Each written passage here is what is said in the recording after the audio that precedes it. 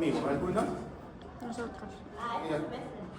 No, en general, ¿quiénes han rotado? Levanten la mano. Ya, y entonces. Vamos a empezar hablando sobre el síndrome ulceroso, sobre gastritis. Chicos, como los que han rotado conmigo ya saben, más que tomar apuntes, en realidad es que me escuchen. Porque lo que yo quiero siempre es que ustedes piensen conmigo, hagan una clase en interacción conmigo. Porque la información la tienen en sus libros, está en internet, le pueden consultar a la inteligencia artificial y la van a tener. ¿Alguien más va a entrar para apuntar la puerta? Para que no se...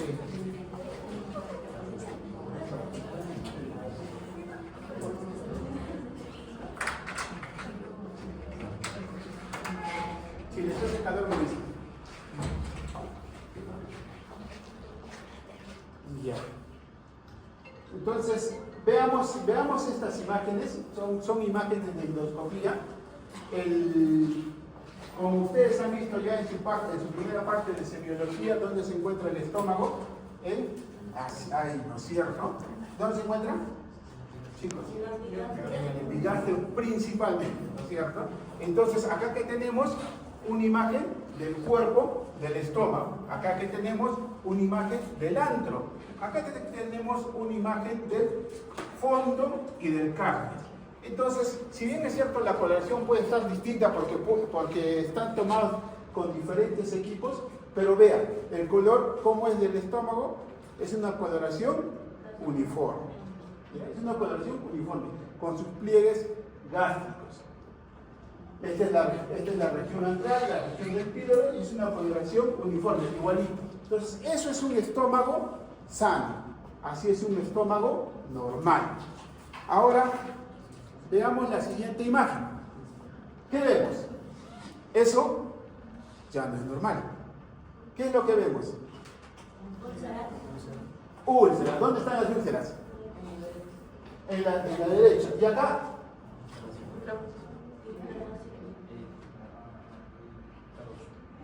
Está rojito, ¿no? Laceraciones, ya. Entonces, acá está clarísimo, ¿no? Yo creo que todos ustedes, hasta alguien que no sepa de medicina, que no esté estudiando medicina, me puede decir, esto es una úlcera. Y aquella imagen.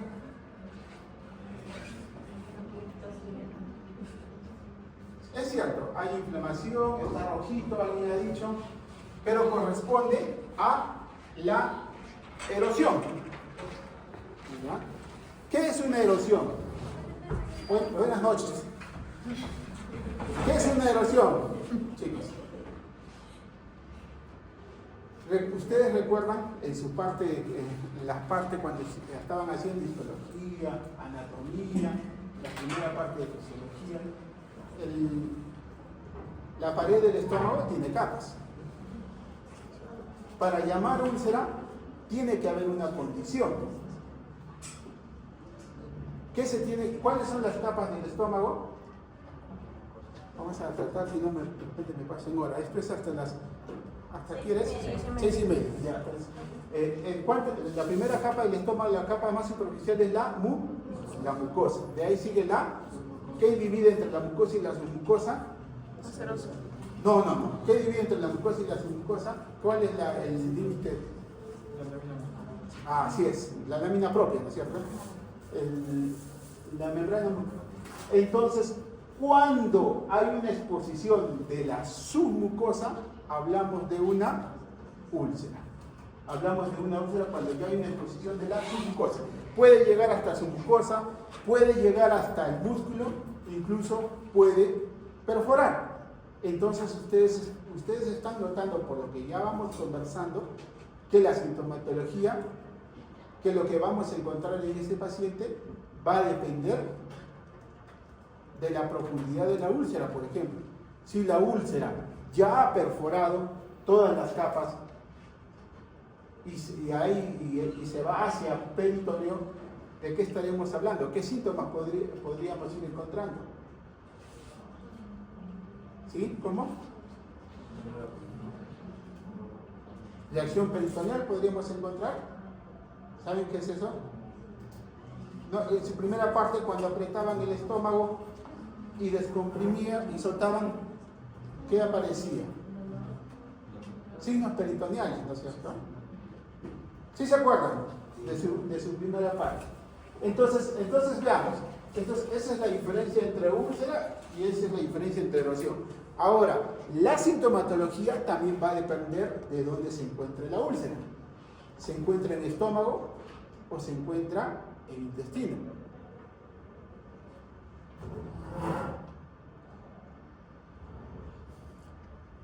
Ahora, ¿cuáles son las diferencias entre esas dos úlceras?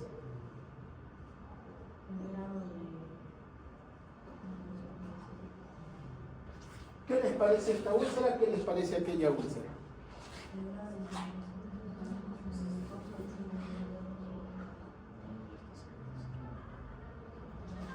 Esta úlcera tiene un límite bonito, ¿no? Bonito, bien hecho, bonito.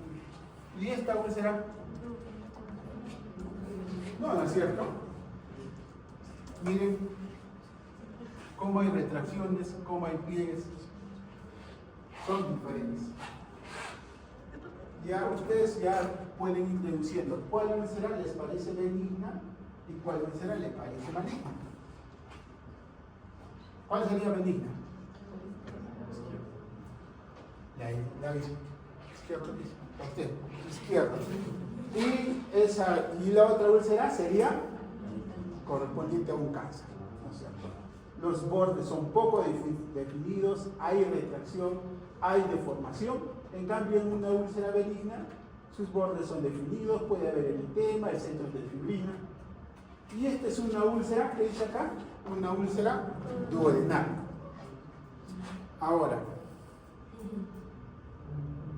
vamos a hacer un poco de recuerdo para empezar a entender la sintomatología. El estómago tiene la parte del fondo, la parte del cuerpo y esta parte que se llama la zona antral, ¿no es cierto? O sea, estamos recordando porque yo sé que ustedes ya han visto eso. Ahora, ¿qué células hay aquí? ¿Qué células tenemos aquí? Los que han estado conmigo.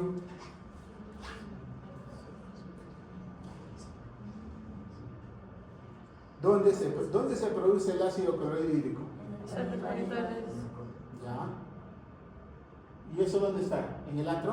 No, fondo y cuerpo. Fondo y cuerpo. ¿Los que han estado conmigo han visto alguna endoscopía? Sí. ¿Sí?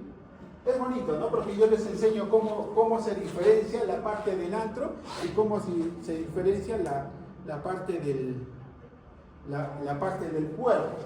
Se puede llegar a delimitar esa diferencia. Entonces, esta parte del cuerpo tiene sus propias células. Esta parte del antro tiene sus células. Entonces, ¿dónde se produce el ácido clorhídrico? En el cuerpo y el fondo, que comparten la misma histología. Y en el antro es donde se ve principalmente las úlceras. Ahora, ¿qué puede ocasionar úlceras? Dígame, quiero escucharlo.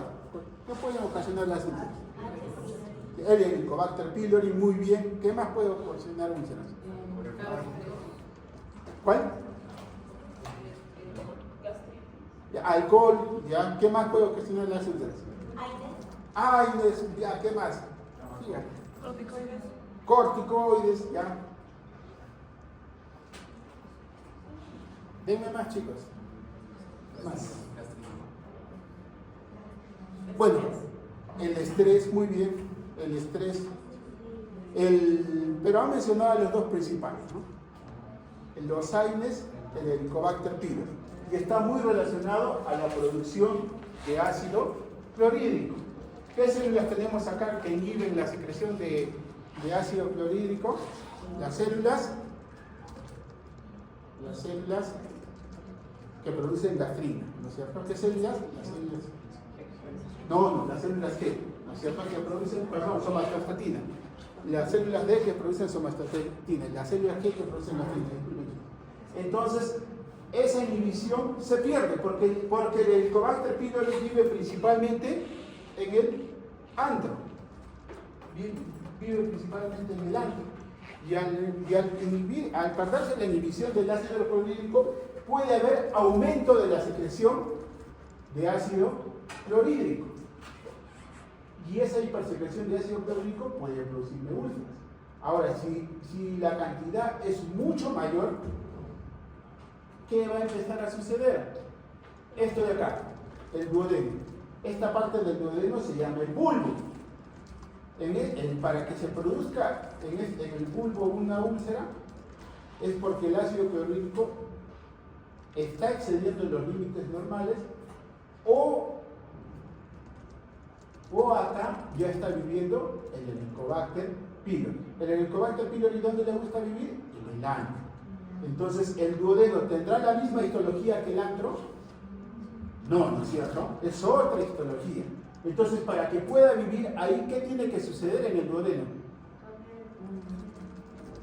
Tiene que cambiar, muy bien, tiene que cambiar su histología. O sea, ¿qué se llama eso cuando cambia la histología? Metaplasia. Eso. Ahí hay una metaplasia, vive el Helicobacter pylori y empieza a producirse la úlcera.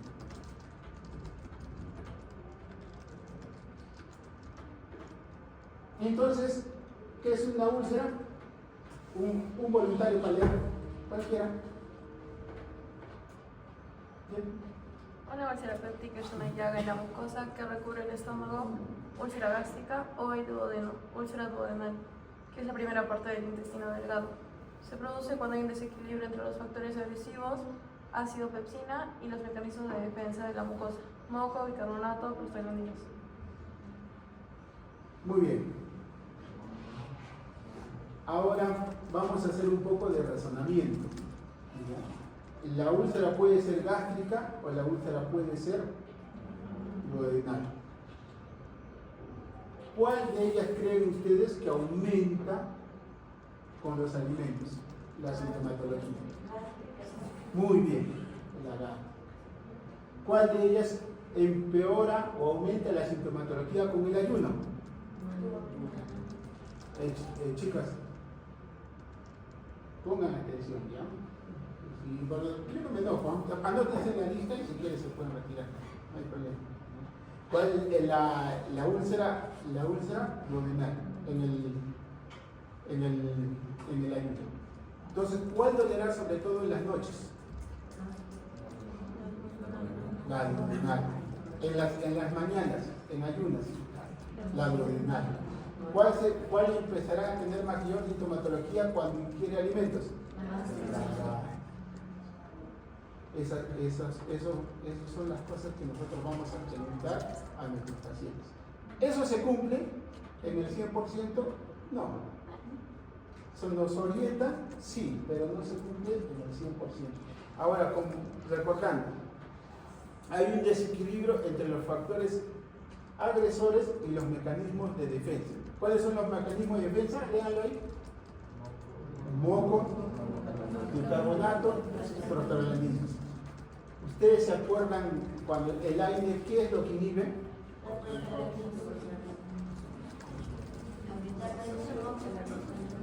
COX-1, COX-2, ¿no es cierto? ¿Qué es lo que se termina inhibiendo? La secreción de prostaglandinas. Por lo tanto, ¿qué es lo que se termina produciendo? Disminución de los factores de defensa. Menor cantidad de prostaglandinas, menor secreción de bicarbonato, menor secreción de moco. Existen los COX-2 que ustedes van a ver que son más selectivos, no tienen tanto esto, pero en general los AINES producen la úlcera mediante este mecanismo. También pueden producir úlcera de forma directa, porque los AINES, ¿qué son? Sí, tienen un daño directo, ¿no es cierto? Son ácidos, ¿no? Y pueden producir también daño directo. No es raro para nosotros los gastroenterólogos encontrar personas que toman un AINE con muy poca agua o con saliva y se producen lesiones directas. por el medicamento. Esa es una lesión directa. Y la otra es a través de la inhibición de las prostaglandinas.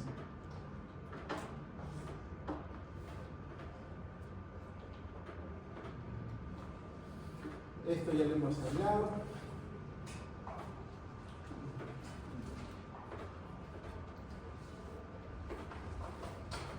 Entonces, estas son las dos causas más comunes de las úlceras. Entonces, ¿qué vamos a hacer para hacer nuestro diagnóstico? El anamnesis y el examen físico. Miren, les cuento experiencias para que ustedes vayan relacionando. Cuando hago endoscopías, muchas veces programamos pacientes solamente por tamizaje, por estudio. A partir de los 40 años o 35 años, según protocolo, se deben hacer endoscopías para buscar lesiones premalignas. Y muchas veces los pacientes son asintomáticos. Les hacemos endoscopía y encontramos un estómago muy eritematoso, incluso con erosiones o hasta con sangrado uniforme, y no tienen síntomas. Y pasa también lo contrario. Personas que refieren los síntomas de la gastritis, el dolor urente en epigastrio, por ejemplo, muy intenso. Les hacemos la endoscopía y encontramos una mucosa con un eritema leve o una inflamación no muy significativa, pero tiene bastante sintomatología. Entonces, ¿qué les trato de decir? Que los síntomas y los signos no siempre van de la mano. Igual que lo que ustedes han aprendido, y les haremos historia clínica, preguntaremos por ese dolor en epigastrio, por las náuseas, por el uso de medicamentos.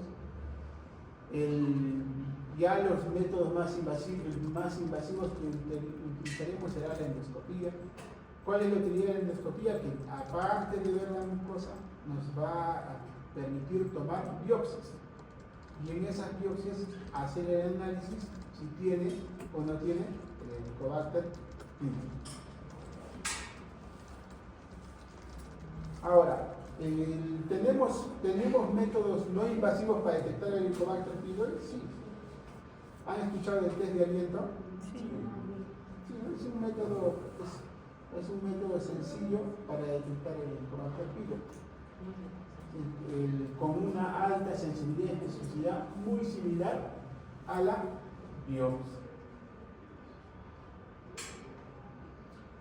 El tratamiento será erradicar el Helicobacter pylori. No me voy a enfocar mucho en esta parte porque eso ya lo irán viendo más adelante en la parte cuando hagan medicina. Son terapias combinadas. ¿Alguna duda de las úlceras? No, pregunten, chicos. Cualquier cosa, algún caso, algún paciente que hayan visto, algo que hayan leído y que quieran saber.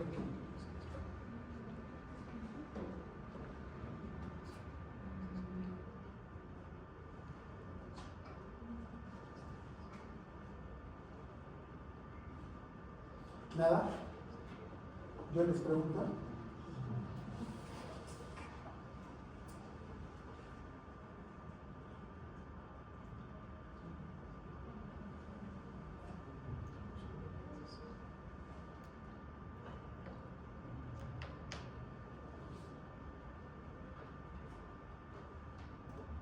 ¿Todas las úlceras sangran?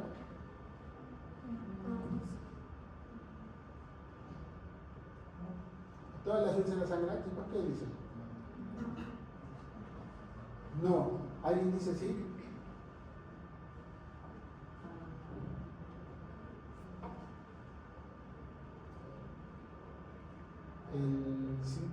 Si rompemos ya la mucosa y exponemos la submucosa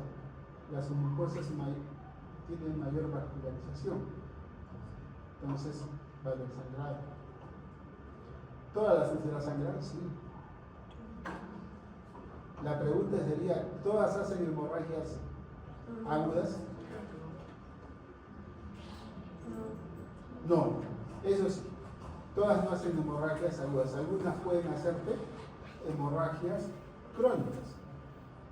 Las hemorragias agudas, ¿cómo se presentarán? Como sangrados masivos. ¿Y un sangrado masivo qué te puede dar?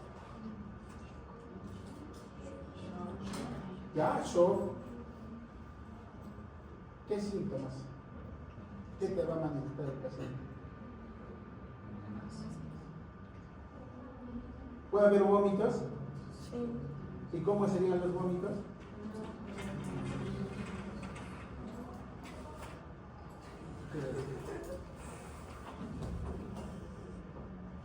Pasa.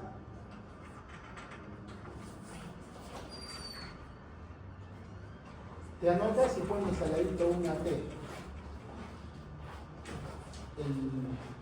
¿Cómo son los vómitos? Chicos, todas estas partes ya las han visto.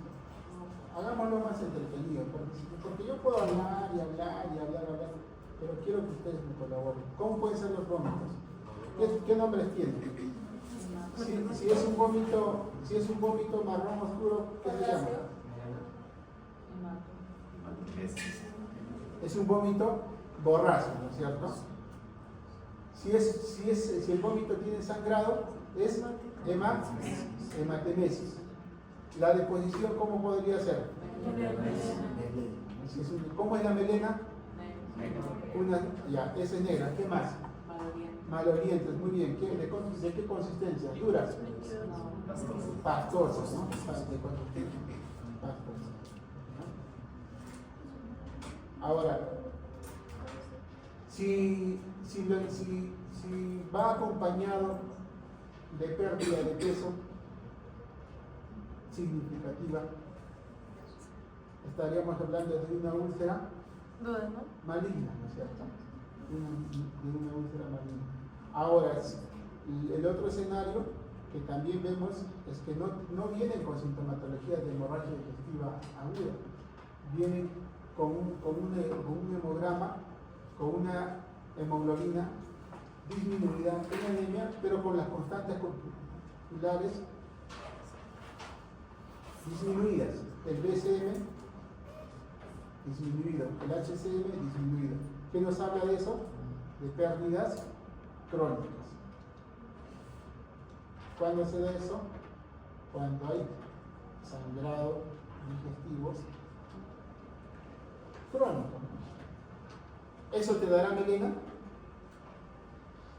¿Dará hematemesis? ¿Dará vómitos borrachos? No es cierto.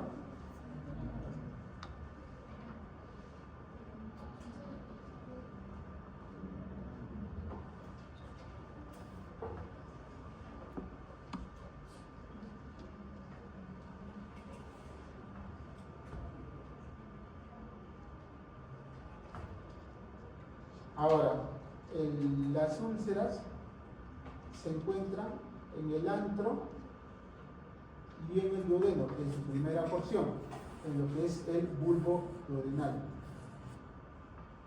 ¿Podría encontrar úlceras en otras partes del estómago? Sí. ¿Qué pasa si la úlcera la encuentro en el cuerpo? ¿Qué pasa si la úlcera la encuentro más allá del bulbo duodenal? Lo encuentro en la segunda porción o en la tercera porción.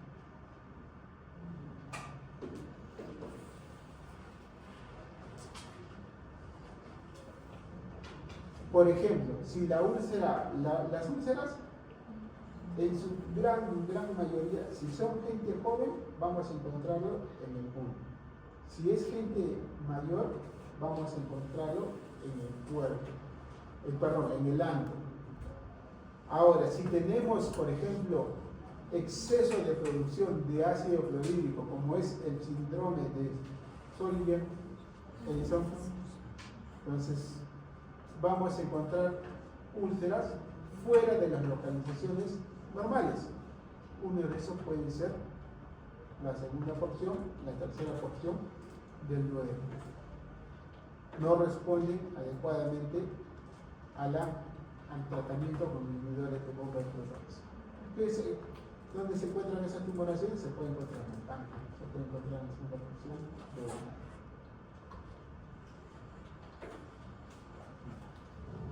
¿Qué es la gastritis?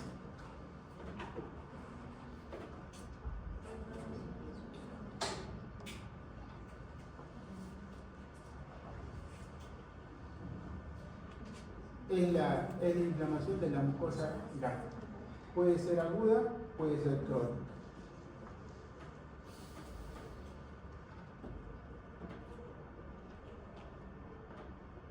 ¿Cuándo hablamos de cronicidad?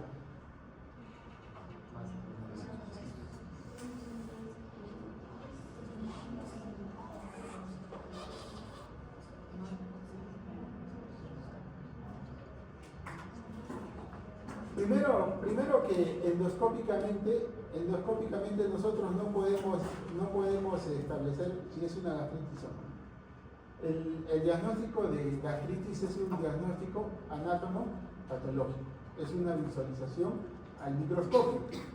Entonces, para nosotros catalogar, para nosotros decir que es una inflamación crónica, histológicamente tiene ciertas características. ¿Qué células alimentan? ¿Linfocitos o polimorfonucleares? Eso es crónico. Y en aguda, polimonoclear. Entonces, ¿quién nos dará esa categoría si es agudo o crónico? Mediante la histología. Veamos esos ejemplos. ¿Qué estamos viendo?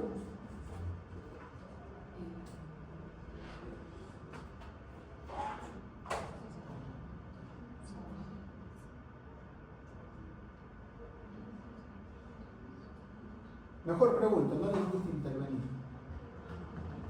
¿Qué estamos viendo en la primera imagen? ¿Cómo te llamas? Juan. En la coloración Ya, muy bien. ¿Qué más?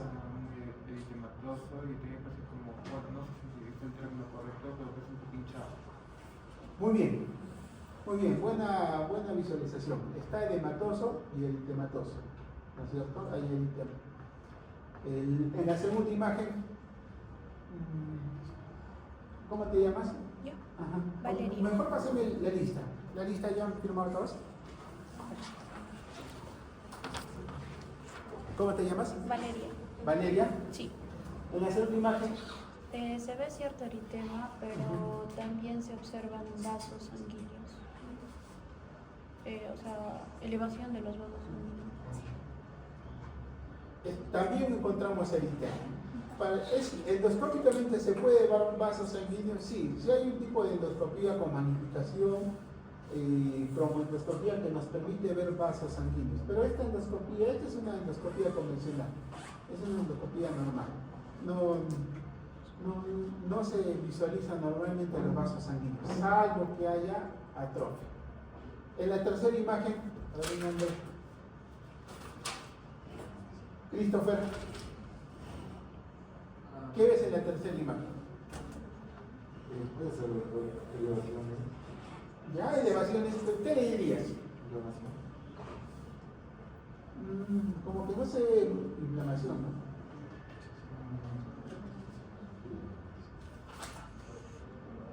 Fresia.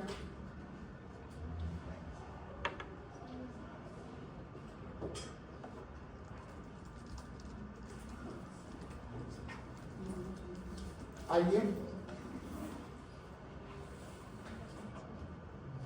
Pólipos, pueden ser. ¿Ya? Pólipos. Me gusta que se aventuren. ¿Ya está? ¿Cómo te llamas? Ariana, es que no sé esta sección, nos quedamos a escuchar.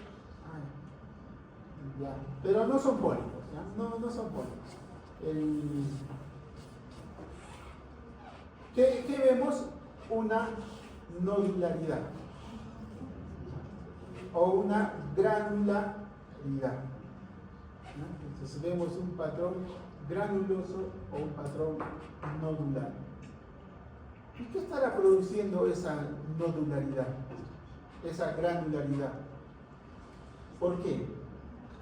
No son pólipos, ¿ya? Los pólipos ya es cuando hay una alteración, hay un crecimiento de células, pero no, esto no. ¿Por qué estamos viendo una granularidad? Porque dentro se están acumulando nódulos linfoides por la infección por Helicobacter pylori, ¿no es cierto?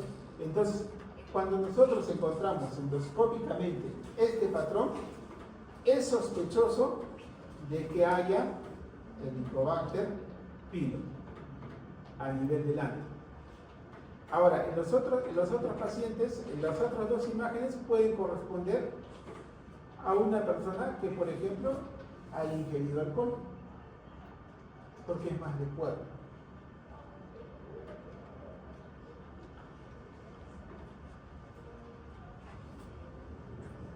¿Se acuerdan los tipos de gastritis? La gastritis autoinmune, o llamada también gastritis tipo A, ¿dónde ataca? Al cuerpo.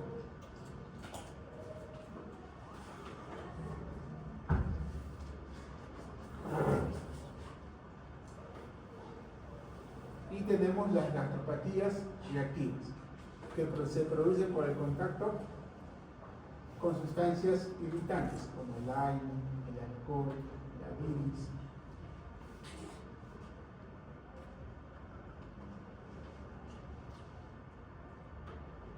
Gastritis aguda, inflamación de pólipos nucleares y edema. Gastritis crónica, linfocitos, células plasmáticas, y puede evolucionar a la atrofia, puede ser erosiva, no erosiva.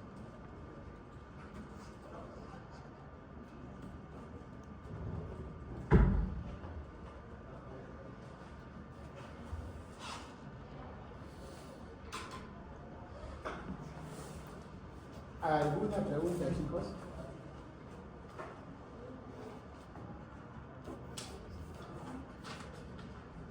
Muy sencillo. Todo está muy fácil.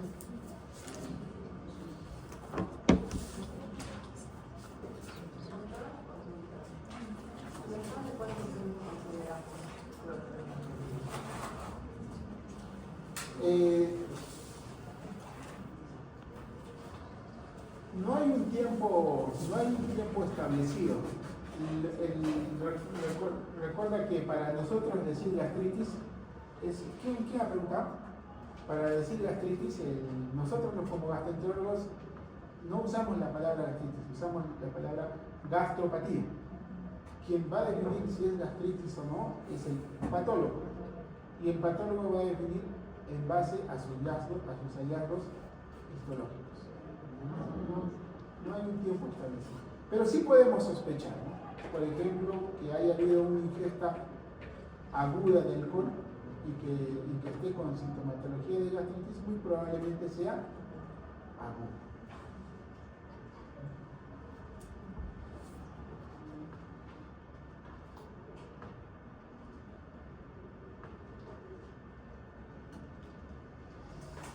¿Alguna otra pregunta?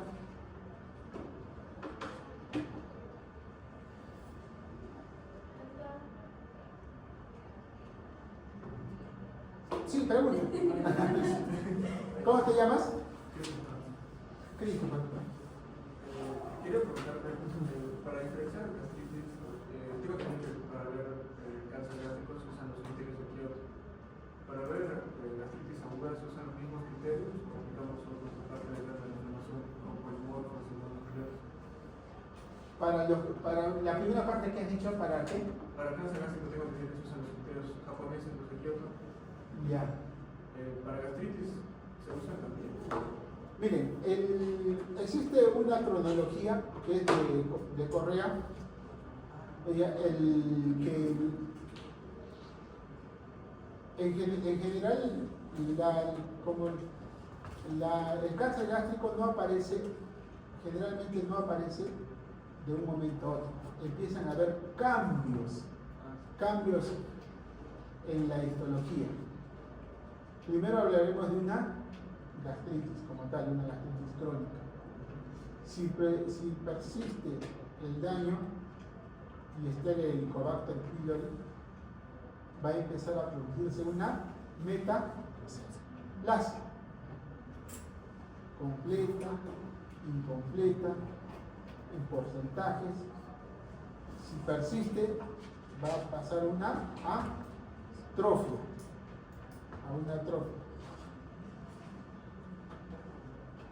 Continúa el daño a una displasia y puede terminar en un cáncer in situ y un cáncer avanzado.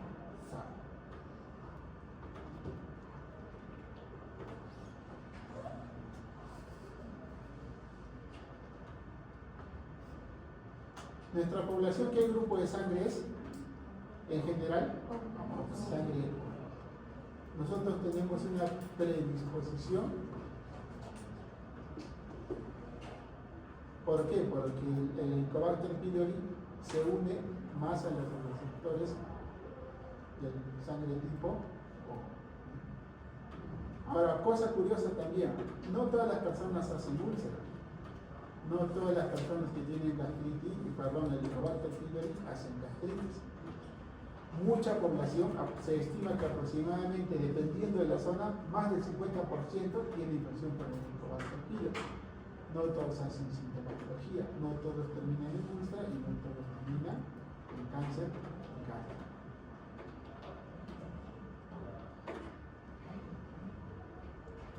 ¿Alguna pregunta más? ¿Nadie de acá tiene síntomas de gastritis?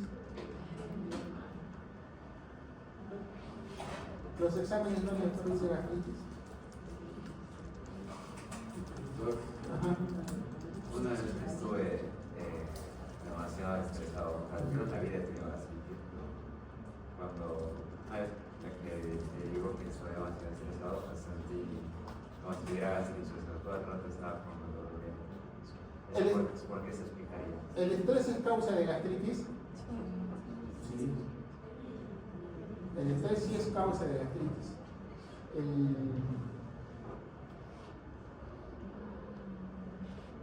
El café También. produce gastritis, ¿puede producir gastritis? Sí, ¿no es cierto? Aumenta la secreción de ácido,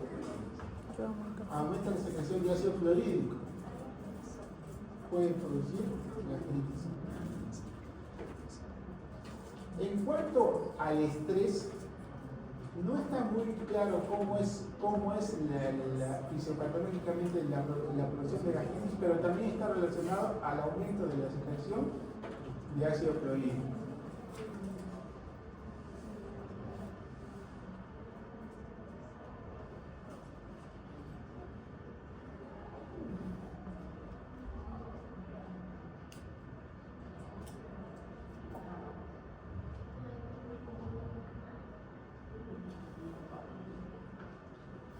Bueno chicos, ¿no tienen más preguntas? Pregúntenme lo que sea. Lo que es la úlcera de Cushing, ¿qué parte del estómago se daría? ¿Musculatura mayor? Ya. La úlcera de Cushing es una úlcera, pues una úlcera por estrés. Esta úlcera, diferenciemos dos cosas, ¿ya? Diferenciemos el estrés, por ejemplo, el que nos está mencionando su compañero, del estrés que se da en situaciones agudas, por ejemplo una cirugía, un estado de un shock, un gran quemado, todos ellos. Entonces generalmente se da en la zona del cuerpo.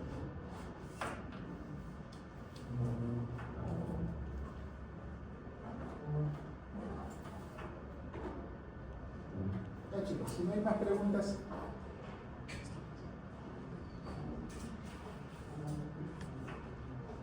Vamos a pasar.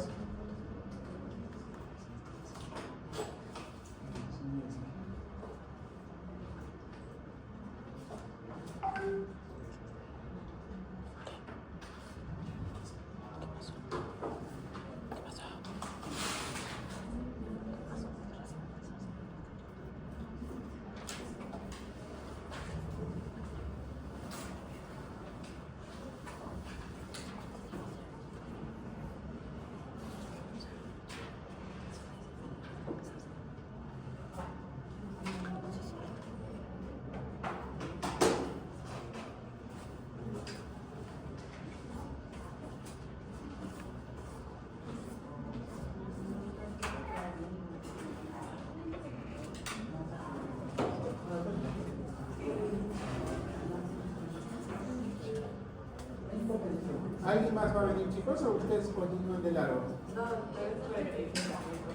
Hay otra clase. Es por secciones. O sea, ¿tengo que irme a otro sitio? Hacemos cambio de alumnos. Otra sección. Porque a mí me toca a las 6:30